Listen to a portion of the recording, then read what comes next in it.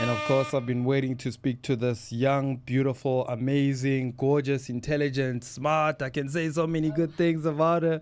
And she joins me this morning. So let me tell you a little bit about her, because she is not only beautiful, but she has a resume that is just insane for a 19-year-old. So let me tell you about her. She's a girl with big dreams and aspirations, including being known as the world's greatest. Mathabo Matlou is a vibrant, intelligent, confident 19-year-old from Johannesburg. She has been competing in pageants since the age of 8 and has earned over 15 titles. These achievements have led her to being scouted by various organizations to represent South Africa on international stages. In 2023, she was scouted to represent South Africa in the International Girl Competition in Florida, the USA, where she won and brought home the title of International Girl Teen Miss 2023. Winning this title opened many doors, including an invitation to participate and represent South Africa at New York Fashion Week. God damn. She's the founder of the newly launched foundation called Vic Girl. I was there when it was launched, a girl-led non-profit organization where she believes in the notion to be vibrant, intelligent, and confident. And this is the message that she spreads to young girls and young women.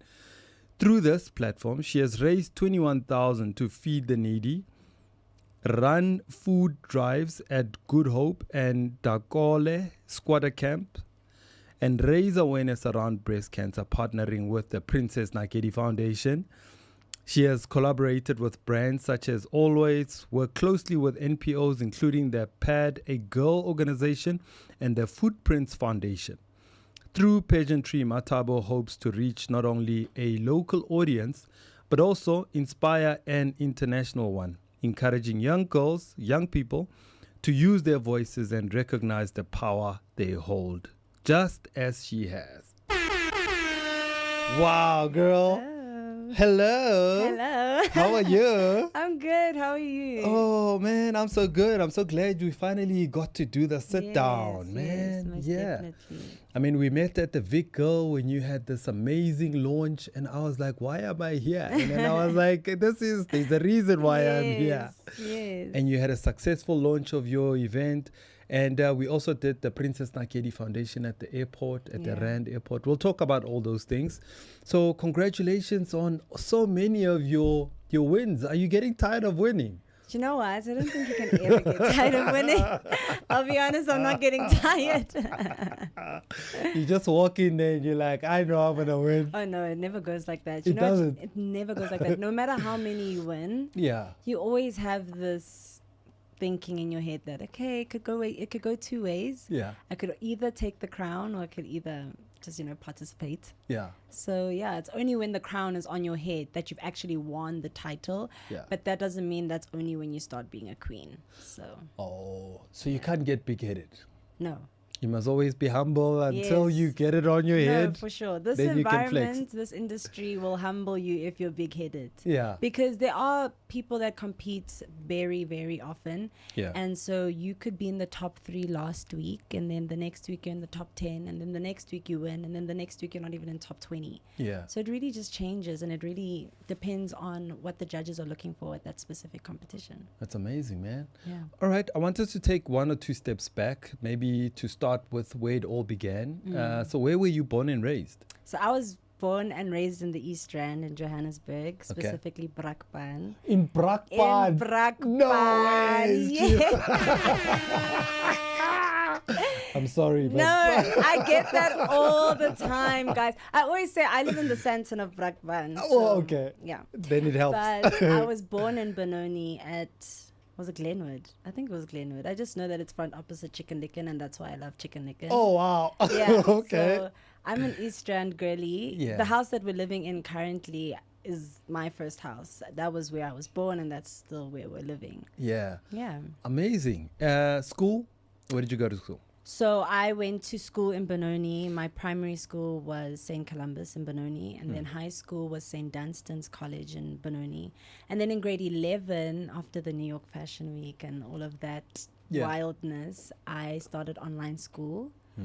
And I started online school at Chateau. It was, you know what, grade 11 and matric, that's when you really feel like a senior. So I feel like I missed out on that. Yeah. But it was very needed. I was going to fail. Let's be honest, because I was never at school. I can imagine. Yeah. I mean, you got to compete. Your dad, somebody's got to take time off. Exactly. Yeah. So changing to online school helped me balance the two. Yeah. Yeah, definitely. But if you don't need to go online, don't go. Like, you need to have a solid, valid reason. Because I think actual brick and mortar school really teaches you skills that online school can't, being able to interact with people. That's true. Being able to work with people. I struggled in terms of social settings when I changed to online school. So yeah, that's basically the schooling part of things, or like in my past life, I guess. Not in my past life, but like before. Yeah. Yes. All right. So you obviously started with your pageantry at primary school. Yes. So did you always slay everyone at school? Oh, no, definitely not. I think I've always been, a bit of a diva and a bit dramatic here and there, But I'd say in primary school was when I really struggled with my confidence and my sense of belonging, because I grew up in a predominantly white school. So from grade 5, I was the only black girl in the whole grade. No ways. Yeah, so there was no representation. And still? Yeah, imagine like in the 2000s. That's just guys. crazy. Yes, okay. Yes. But it happens, yeah. I guess. So in primary is when I really struggled. I mean, I started modeling when I was 8 years old. Yeah. And the confidence was building up there and there. But if you're going to a certain environment 5 times a week, and you're alone, and there's this sense of beauty that you don't have, that your environment is introducing you to, then the confidence is, up and down. And I mean, in the beginning of pageantry, it's not like I won all the time. Yeah. I remember there were times where I wouldn't even place into like the top 16 or whatever it might be, and my dad would just be like, you know what, you tried, and that's what matters. So yeah, that was just the gist of it. I want to commend your dad, because both your parents, because I met both of them. Just what is it? I mean, for you to be successful at it, it's because of the support you have. For sure. Because if both of them were not present and available and make time for you, how important is that sort of support from a male figure, from a father? Yes, it's very important. It's very important. I think it also just introduces what you deserve. Yeah. I mean, you grow up and maybe you'll meet a gentleman or whatever, Yeah. And I already know what I deserve. I already know what must come my way. And if it's not in the picture of my dad, really, it's not valid. So you're measuring him already against your dad? No, definitely. It's a very high standard. I feel like it is realistic. Okay. I think it's realistic because my parents met when they were 19. Oh. Right. So for my mom to love a man for more than 20 years, it means something. It means that he was probably like this when she was also 19 as well. Yeah. Right. So for me to, I guess maybe like have a bit of just don't be too hard on guys now. Yes, I agree. Right. Yeah. But I just I know what being taken care of feels like. I know what being led feels like. I know what kindness feels like. Yeah. And if those are not qualities that a gentleman has, then doesn't work. It doesn't work. So it's very important to have a father figure who supports your dream, you know. I mean, both emotionally and financially. Sure. It's not cheap. It's not cheap. No. But yeah, I think it's very important. I think for all parents to just support their children's dreams, it is important. It gives them motivation and encourages them. I think the support from your parents is just the ultimate goal, and then when you get support from society, then you just have your own community. So it helps that your confidence is built at home. You don't need validation from outside. Yes. Okay. Definitely. So when do you remember the first pageant you did? I remember the first pageant I did. It was called Little Miss Benoni. Oh, wow. It was called Little Miss Ben. Oh no, yeah, it was called Little Miss Benoni. Oh wow!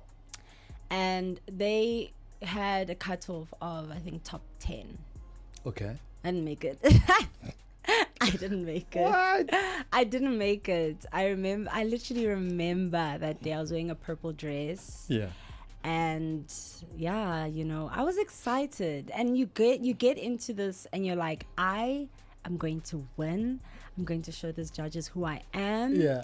And then you're standing backstage waiting for them to announce your number or your name to get into the top 10. And then your name is not mentioned. And it's like, wait, surely they made a mistake. Yeah. Like, it's not possible. But yeah, I remember my first pageant and I realized that I carried on with the pageants, which means that I just genuinely loved it, you know? And then it was the cherry on top that the winning started coming. You know? So yeah. So when did the win come? Like immediately afterwards, or like there were a few losses before you got a win? There were many losses. Really? I think the first one that I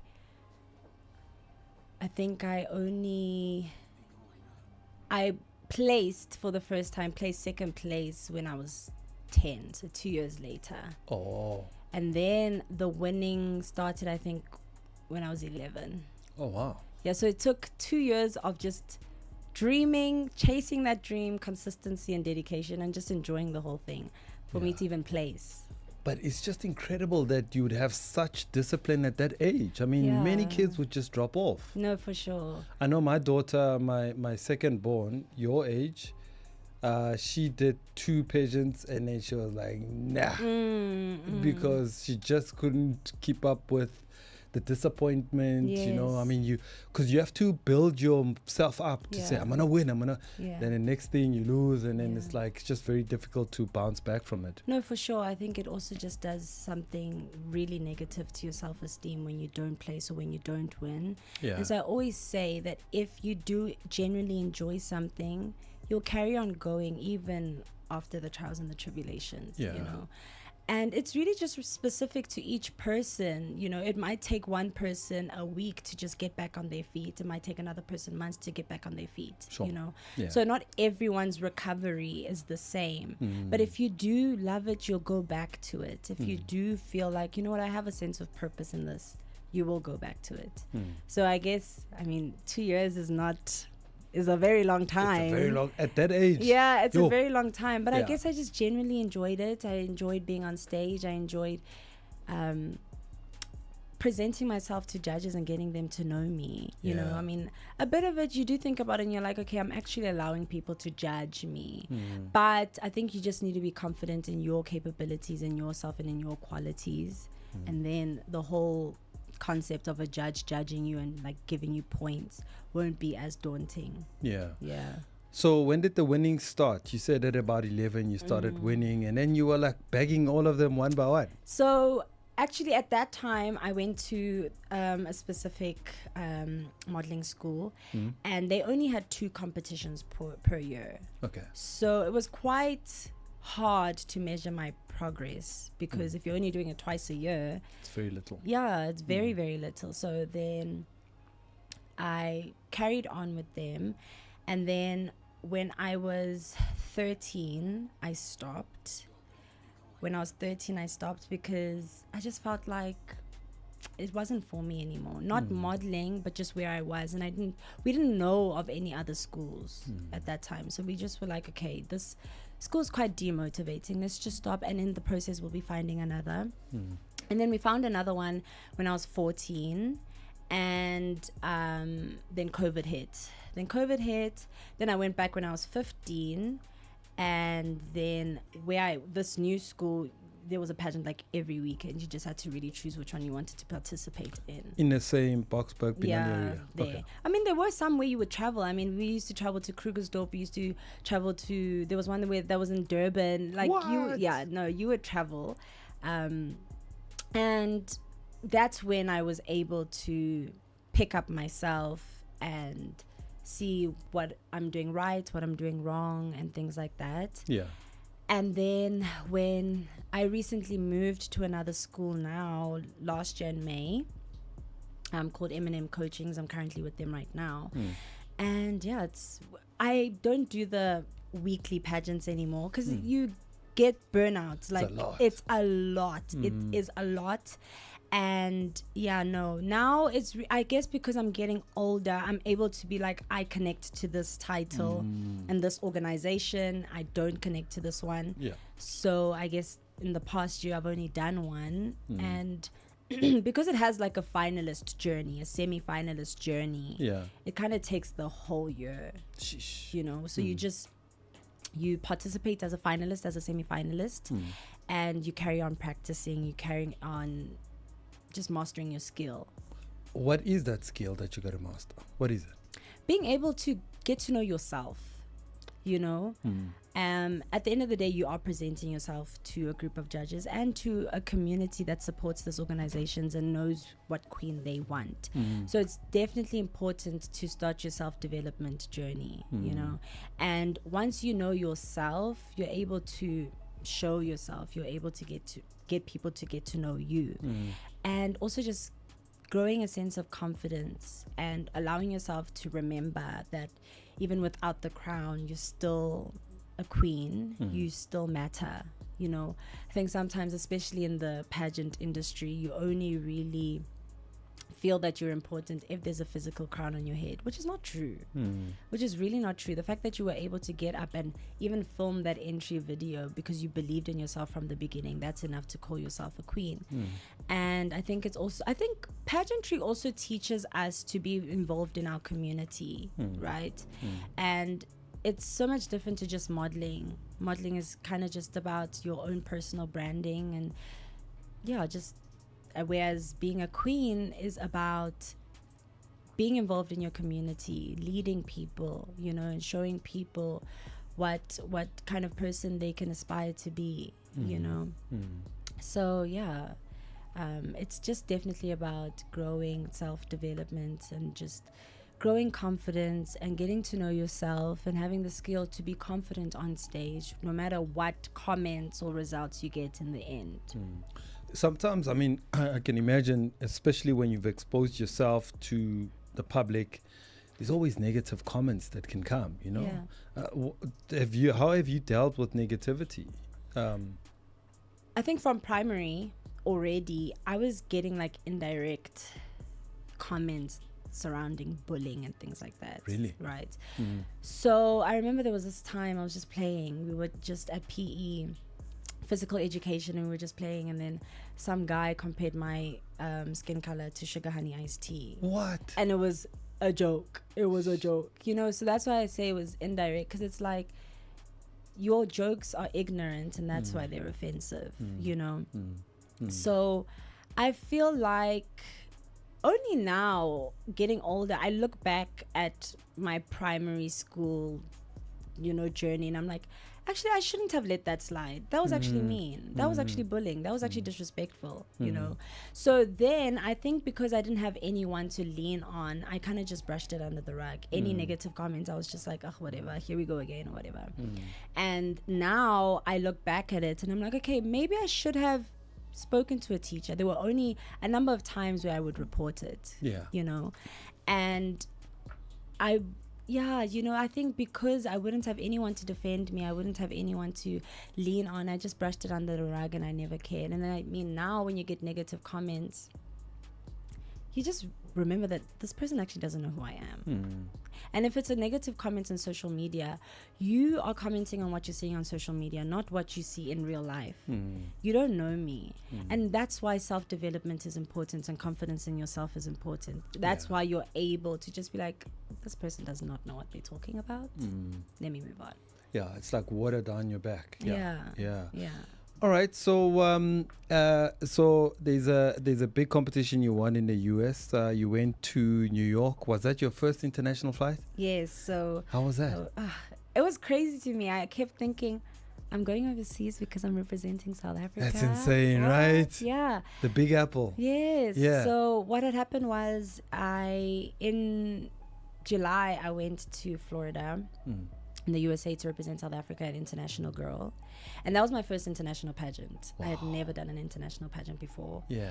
And then by the grace of God, I won. And it was amazing, you know. I kept thinking to myself, this is my first time going overseas. This is my first time representing South Africa, and I'm coming back with a win. So that was such an accomplishment for me. Wait, this is after you won Miss Teen SA?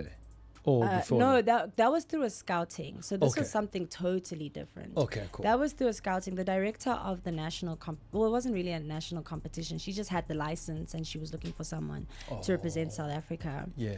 And she had other local pageants which I participated in. And then she saw me there and she was like, oh, actually, let's go. Yeah. And so obviously she spoke my parents through it, and my parents were keen, and I was obviously excited. I mean, I was excited from the beginning. You're like, man, it's New York. I was just waiting for my parents to just be sure, you know. And then because I won that, the winner goes to New York Fashion Week. Oh, okay. Yeah, so that's how the New York Fashion Week came about. Okay. Yes, so I'm not tall. So in South Africa, the modeling opportunities are very limited. So at that time, I was like, oh my goodness, I've been getting so many no's in South Africa, but my first modeling gig is in New York. Yeah. What? That's crazy. Yeah. Yeah. So that was really amazing. It was when I was 17. That was 2023, and it still feels like it was yesterday. Right. Yeah. Sure. Yeah. How long were you there? I think about a week and a half. Really? Yeah. Yeah. Was it intense? It was definitely intense. Early mornings, late nights. Yeah. I was with my mom, so I had that emotional support. Oh. But yeah, no, it was intense. But I guess pageant week does train you for anything and everything. Really? Because I mean, you wake up at you wake up at like what 4 or 5 a.m. because you have to have your hair and makeup ready, and then you have breakfast. That's early, girl. Yeah, and then you have rehearsals, and then you have an activity, and then a photo shoot, and then you have to go back and change for dinner, and then you have dinner, and then it's probably another photo shoot in your dinner outfit, and then you have to go back to your hotel room, but you can't sleep because tomorrow's an interview, so you have to go over, possible questions that they could ask you. Yeah.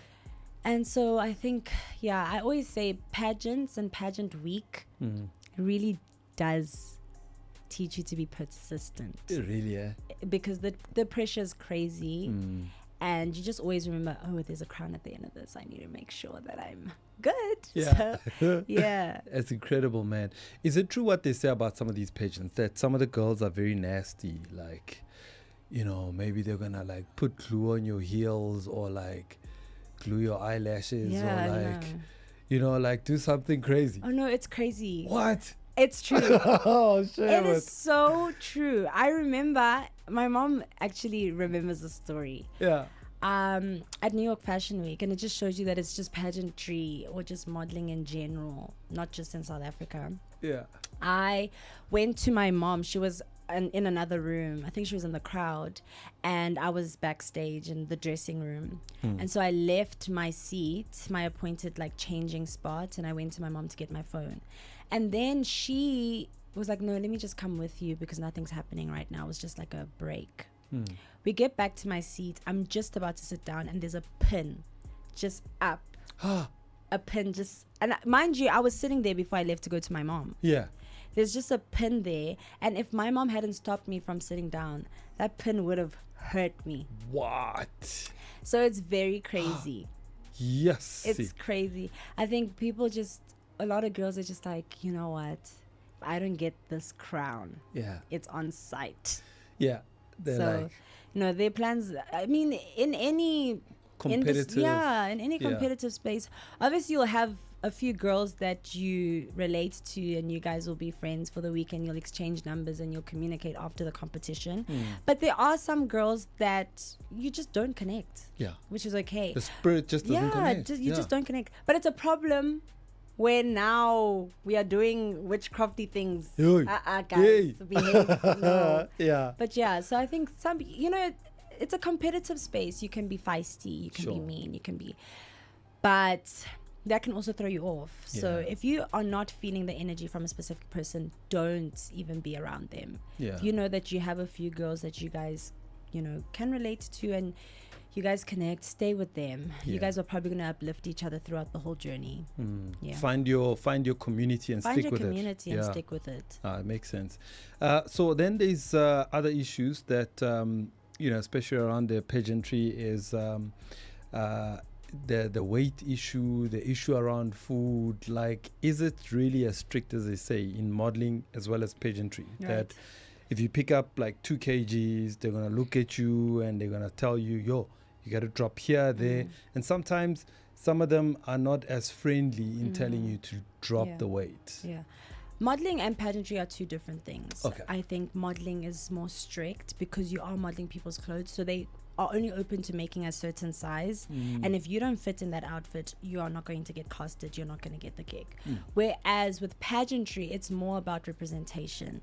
And that's why you can have a top 30 and all the girls look different, all the girls are different sizes, because it's about representation. At the end of the day, it's just about the person who performs the best, the person who is just more skilled in the end. So with pageantry, I guess every girl goes somewhere to train, whether it's a school, whether it's a relative or whatever, you know, and whatever they implement in teaching you, there are people that are going to not be nice about it, right?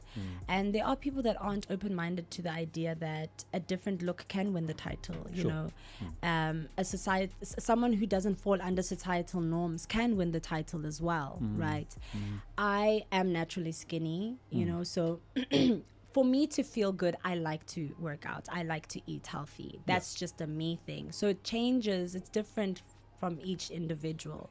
But with pageantry, I don't think it's as strict as modeling. Yeah, modeling is really specific to the designer only makes this certain size and will only take in the specific size of people. If you do not fit under that, sorry, you're not going to be a part of this. Whereas pageantry is really about representation. And if there's a queen who has won a title, she has a crown on her head, and there's a young girl who looks exactly like her, she feels represented and she feels like she can also achieve her dreams, whether it's in the exact same space or in a different space. Yeah. Because it's been interesting looking at the Miss South Africa in the last couple of years as to how they decide what the look is or what representation means in that particular year. They could say, we want a short girl or a girl with short hair, black, or we want a colored girl. Exactly. So is it decided by just a few people? Obviously, the judges decide what is the look. Yeah. You know, I think an organization and the judges really work closely together, right? And because of diversity and inclusivity and representation, a part of me does think that maybe they sit down and they say, okay, last year we crowned a tall, skinny, brown-skinned girl. And obviously the tall, skinny, brown-skinned girls were represented. What about the other girls? You know? So I do think that conversation does come about. Just being an organization that supports inclusivity and diversity and representation.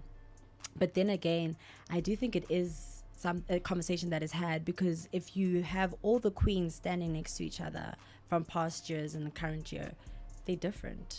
They are true. Different.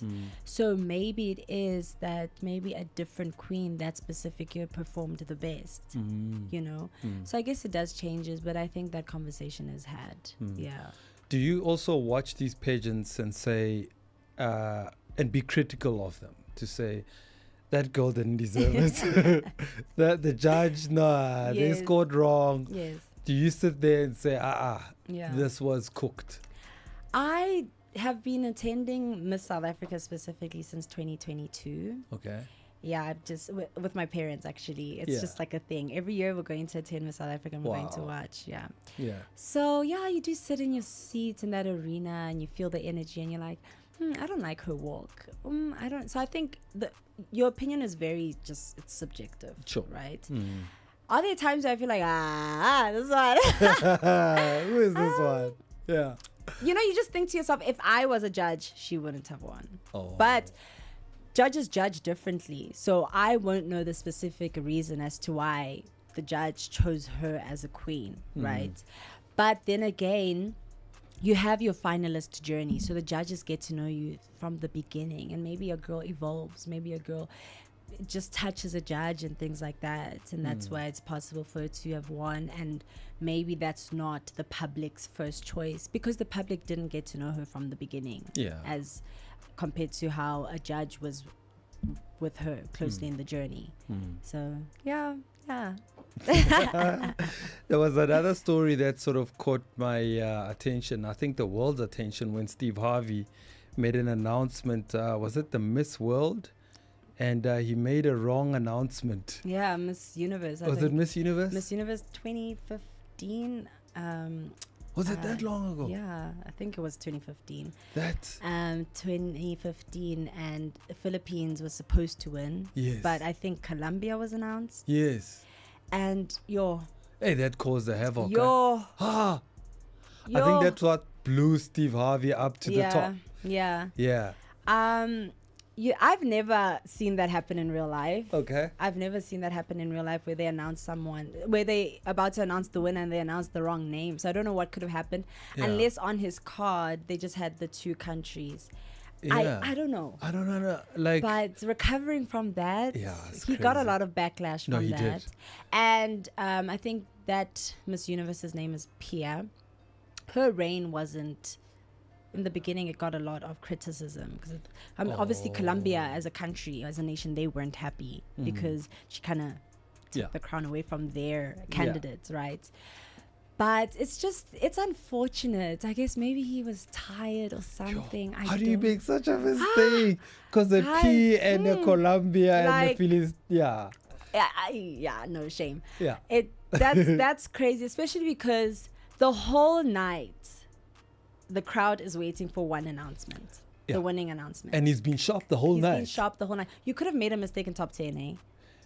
Yeah. Or something. No, that was just very difficult to understand. Because I was watching Miss Grand International last year, and they announced a country, and there was a country that sounds exactly the same, and the wrong girl walked forward. Oh. You're right. So then the MC had to say, no, not you, someone else.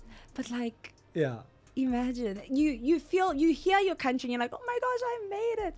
You confidently walk to the front to show the crowd that yes, I'm in the top 10. And they like to you, Sisi, go back, wasn't you? But also the emotions must be like, you're just thinking on a different level at that stage. You're just like anxious. No, for sure. I always say, my mom always asks me, oh my gosh, how was your walk and things like that? And I'm like to her, I don't remember what song I was walking to. What? I don't even remember hearing the crowd. What? You're in your head and you're like, okay, pose for 3 seconds. Okay, remember your turn. Okay, step. Oh, like you're talking to yourself. Wow. You don't show it on your face because obviously you have to engage with the audience. But when you're on stage, you're really in your own world. That's a skill. Yeah. Like to block out all that noise and the lights that are there and the crowd. Yes. That's insane. Yeah. All right, so and then tell us about Miss Teen SA.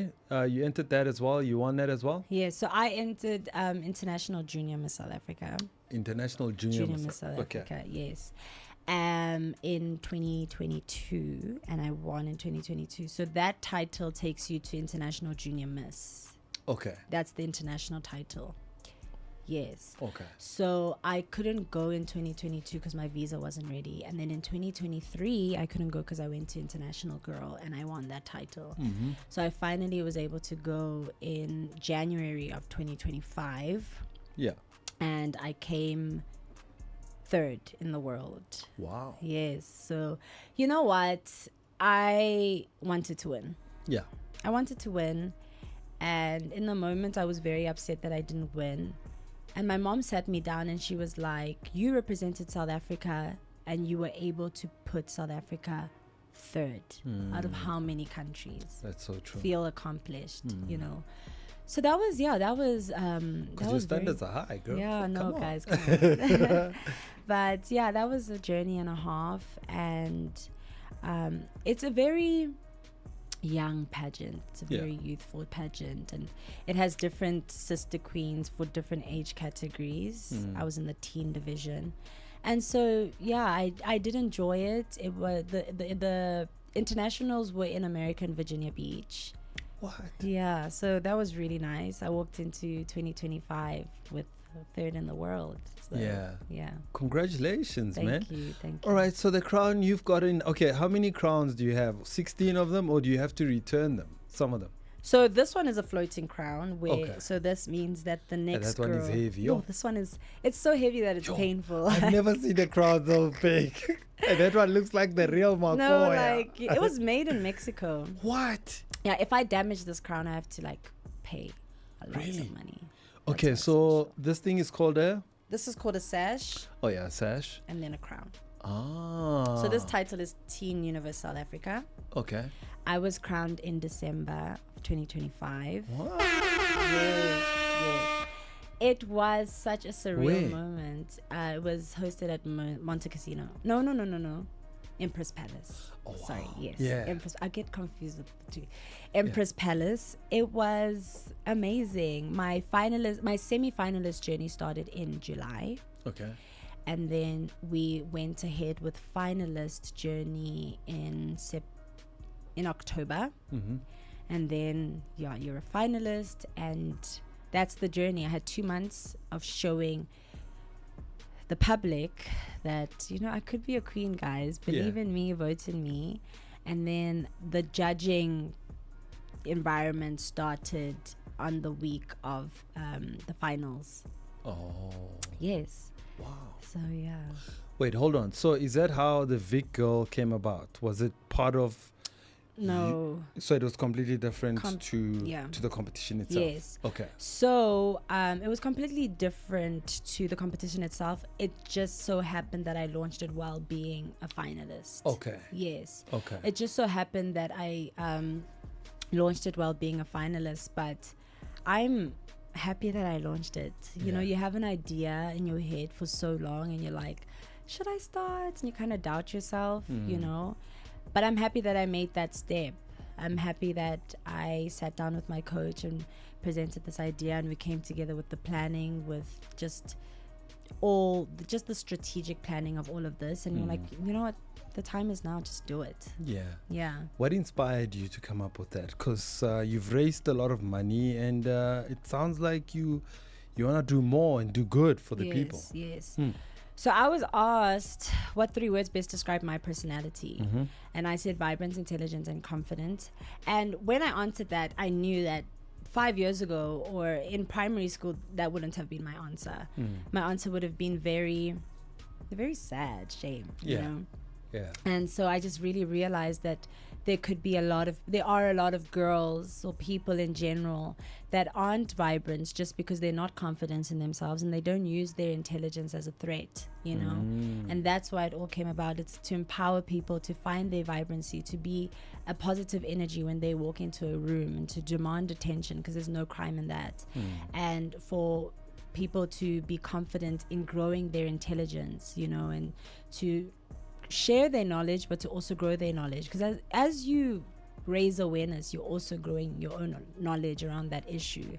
And to also just build an unshakable confidence. I think that's very important, because as women, you get criticized for everything. Sure. You get criticized if you're confident, you get criticized if you're not confident. That's you get criticized if you're doing well in school, you get criticized if you feel like you're creative, or whatever the case may be.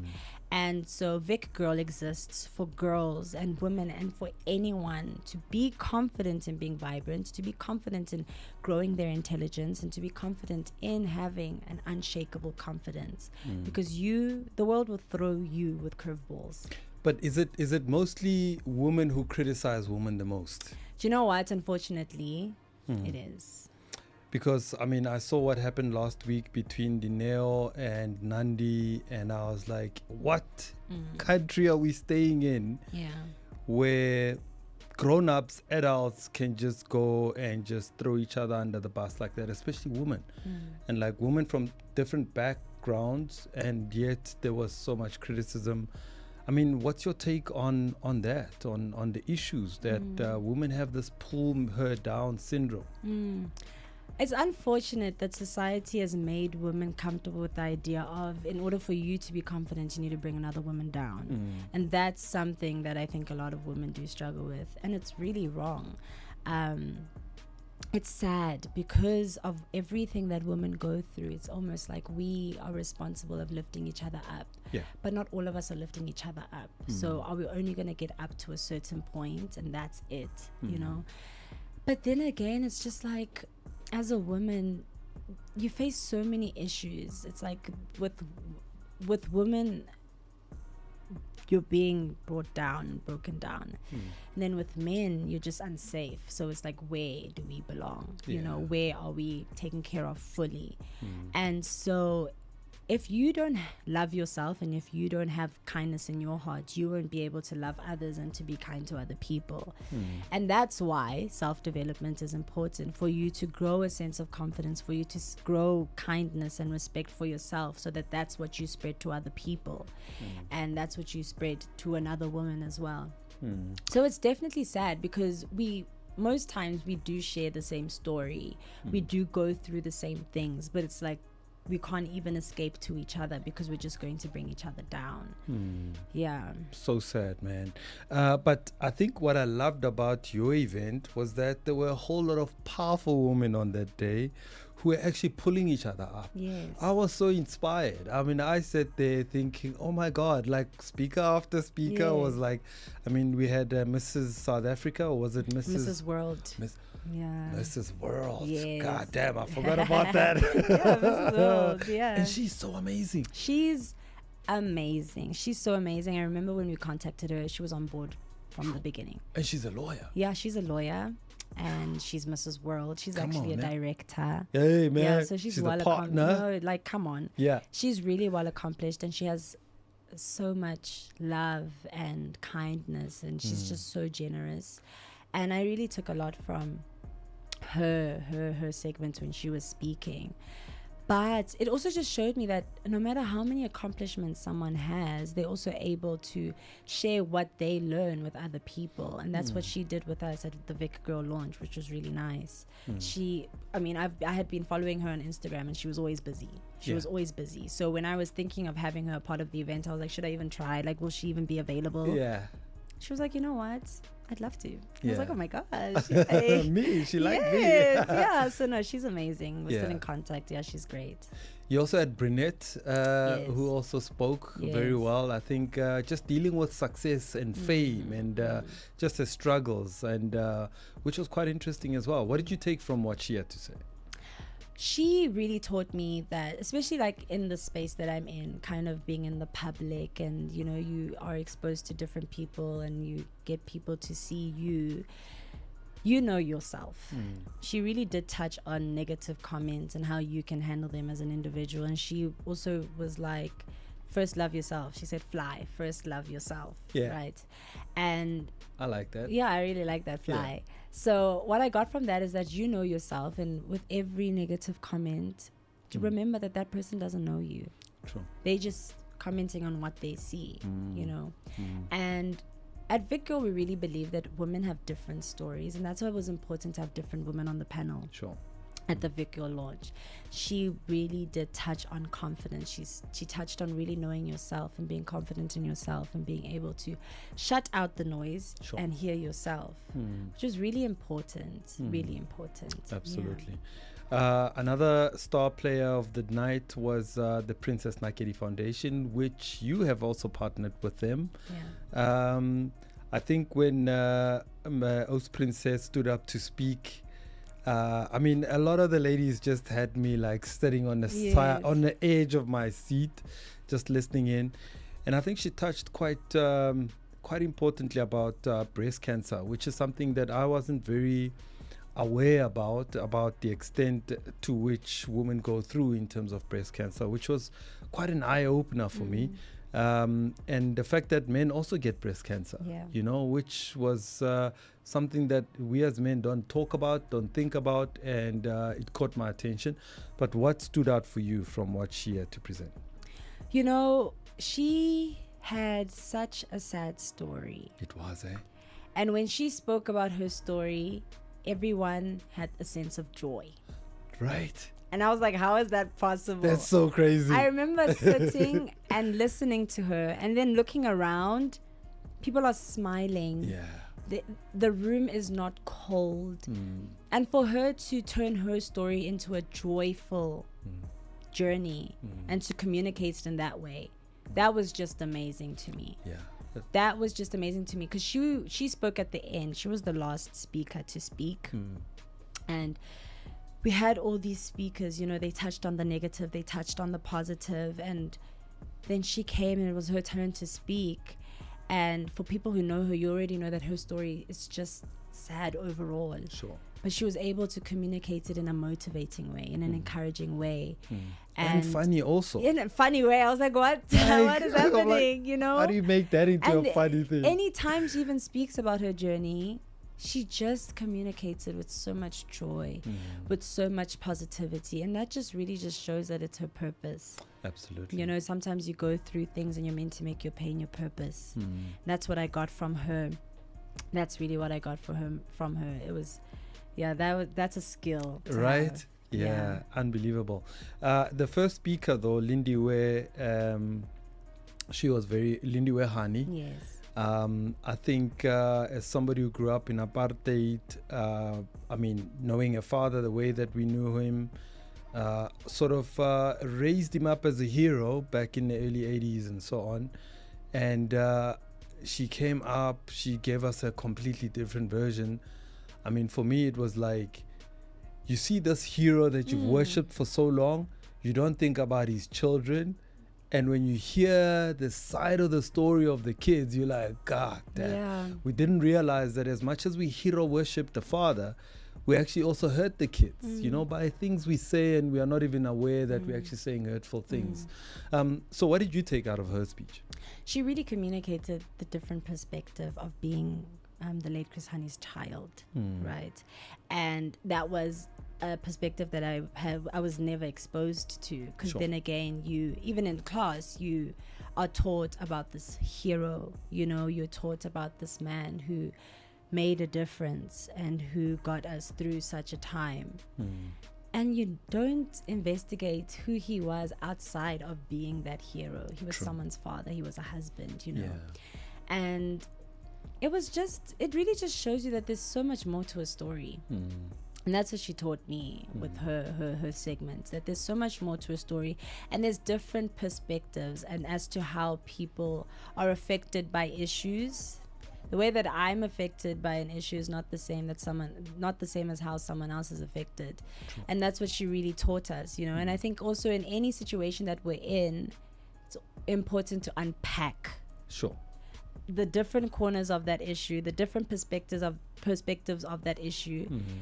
Because you never, if she had never spoken to us, honestly, we wouldn't have ever known how it would have been like to be his child and to go through that as his child. Very true. You know? So yeah, definitely to look at different perspectives. That's a very important part about getting to know an issue, or just gaining knowledge around something, or even if you're researching something. Yeah. Very powerful, man. So congratulations on everything you've done, girl. This is just so amazing, man. Like, I can't believe you're 19 years old. You know that, right? I'm 20 this year, guys. You're 20 this year. Like, girl, come on. All right. So what's in the future? What's in the pipelines in terms of pageantry and modeling? Yes. Let's start with that first. So, obviously, this is a teen pageant, Teen Universe South Africa. Right now, I'm focused on representing South Africa in Feb. Oh, it's Feb now. It's Feb now. Oh, my gosh. It's Feb now. We're going to Nicaragua, Central America. What? Yes. Oh, my God. Yes. 9 Feb. Yeah, 20th of February, I'm leaving. No ways. Yeah. Okay. So, we're representing South Africa. Same crown. Yes. For that. Yeah. So, I'm going for Teen Universe International. Okay. Yeah. Wow. Yeah. So it's been a crazy, girl. Thank you. It's been a crazy 2 months. I was crowned in December, and then January I'm preparing, and now it's Feb and I have to leave. I'm going with the understanding that I'm going there to represent South Africa, and I'm going there to be a representative. There are only 4 black girls out of 24 candidates. What? Yes. So I'm going there to represent the black girls. I'm going there to represent. That's amazing. Yeah. It's a responsibility. I'm not going on vacation. I'm not going there for myself. I'm really going there for each and every girl, any black child, any African child who has a dream and knows that their dream is just too big for the borders of their country. And I'm there to show them that you can really make it internationally. With this, all the candidates are winners because we won in our countries, right? So already going there with the motivation. But I'm excited. I'm so excited. And I've been working hard, you know. And I always say that no matter what, just work hard. And if you don't get it, it wasn't meant for you. Yeah. Because if you don't work hard, then there's a possibility that you could have gotten it, but you didn't get it because you didn't work hard. That's true. But if you really work hard and you don't get something, it just wasn't your blessing. And that's okay. So if I don't get it, and I know that I've been working hard, it's okay. Yeah. It's okay. Well, good luck. I'm excited. Thank you. We wish you all the best, man. We send you all our blessings. Thank we you. Want to wish you well to represent us. South Africa has been a winner, man. We've been winning. We're just a winner. Back to back, guys. I'm just so tired of being a winner, man. We're just a win. So, and then the Vic girl, what's up for the organization in the future? Yes. So we're very open to collaboration. Sure. As I said, we are not only focused on one issue or one story, because we believe that women go through different issues, you know. And as much as it is Vic girl, it's also for the boys. True. It is also for the boys. Okay. So this year is really about collaboration. It's really about empowering people, empowering different people that go through different things. And yeah, just stay tuned. We're really excited for the upcoming year and what change we can bring to the world. Yeah, man. We'll be looking out and for your win this month, and then we'll see. Oh wow! Okay. Like we just calling it what it is. Okay. Excuse me. I receive it. Thank you. Last message to the black girl out there, man. Just you know, black girls are going through the most, and just encourage them, man. Just to lift themselves up. Yeah. You know, I always say that we have told ourselves that the sky is the limit, and I want us to change the narrative, and I want each and every black girl who is involved in something. You don't have to just be involved in pageantry. If you're involved in something, the sky is not the limit. The limit is beyond the sky. What? Say that again? The sky is not the limit. The limit is beyond the sky. Oh, why do you do it? Barring. Clock it. Okay. Yes, and that's just, you know what? That's just to say that don't ever tell yourself that I'm done trying. Sure. Don't ever tell yourself that you're done trying, because there's so much more that you can do when you try, you know? And sometimes when we want to start something, we procrastinate it and we never start, we never try. But once you know that you've tried, that's an accomplishment on its own. So don't go in with the narrative of, oh, there's a limit to this. The sky is the limit. No. Yeah. The limit is beyond the sky. There's so much more that you can do, and there's so much more that you can achieve. Yeah. I think Sundowns must change its pay of flying. It's no longer the sky's the limit. The limit is beyond the sky. Come on, guys. I love it. My girl, thank you so much. I could talk to you for another hour. I really appreciate you for your time. I love your beauty, your intelligence. Thank you. You're very smart. You're in with it. You know what's going on. You're alert. You're awake. You're alive. You're there. Yes, thank I love you it. so And much. Shout out to your dad and your mom as well in her absentia for doing such a brilliant job. Thank you. And actually, interestingly, me and a few friends of mine, we were talking about the generation of mine and the guys who come after us, that we have seen such a shift in men that we actually care and love our kids. You know, like it's so good to, and we're talking about our kids. We probably had this conversation for like 2 hours with the boys, and I'm like, this is so refreshing to see guys talking about, you won't believe I was mopping the floor, then I was cooking, and then I was doing that. Right. I mean, those are such exciting conversations. So shout out to your dad. I really appreciate you, Grootmani. He's done a fantastic job, man. Thank you. All the best to you. And do us proud, and we are proud of you, and go and represent us very well. Thank you so much. Thank you for having me. I had the best time. Awesome. Appreciate you, man. All right, this is how we come to the end of our show. Thank you so much for watching. We really appreciate you, man. This has been the Gentleman's Club. We're back again next week. It's going to be a crazy one next week. So may God be with you in everything that you do. All right. Mudimuko. Goodbye.